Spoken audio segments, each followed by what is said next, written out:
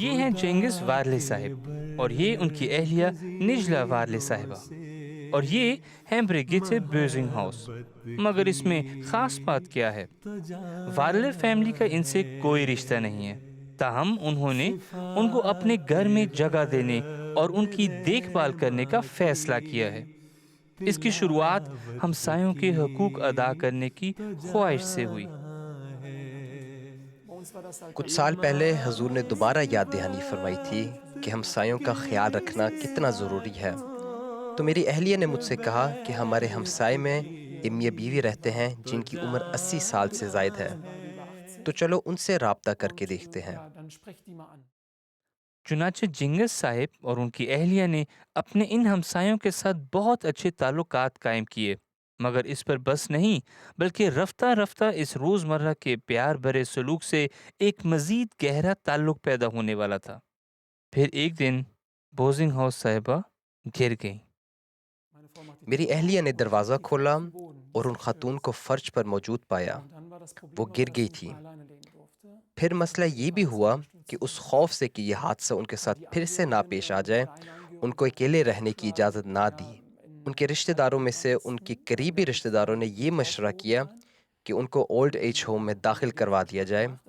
تو یہ مشورہ ان خاتون کو دیا گیا جس پر وہ رونے لگ گئی۔ وہ بہت اداس تھی کیونکہ وہ اپنا گھر چھوڑنا نہیں چاہتی تھی۔ پھر جنگز صاحب کی اہلیہ کے ذہن میں ایک غیر معمولی تجویز آئی۔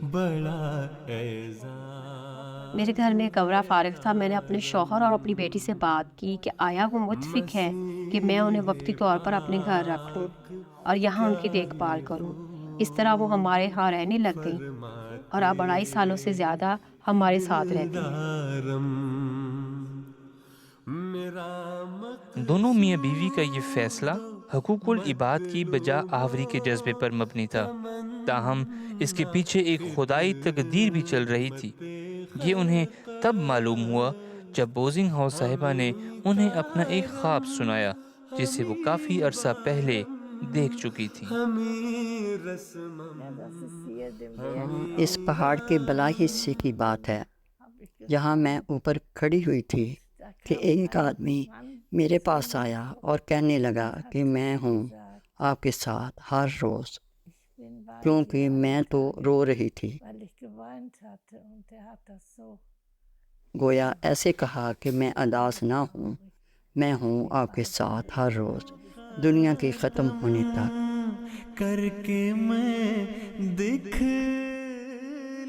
بوزنگ ہاؤس صاحبہ کو آج اس بات کا یقین ہے کہ ان کی خواب جنگز صاحب اور ان کی اہلیہ کے متعلق ہی تھا، وہ مدد کرنے والے جنہیں خدا نے ان کے لیے بھیجا۔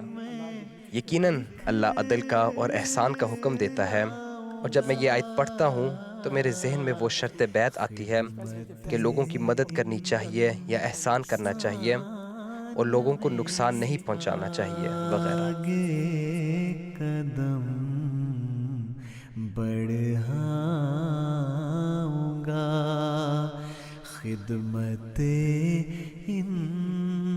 انسان میں آگے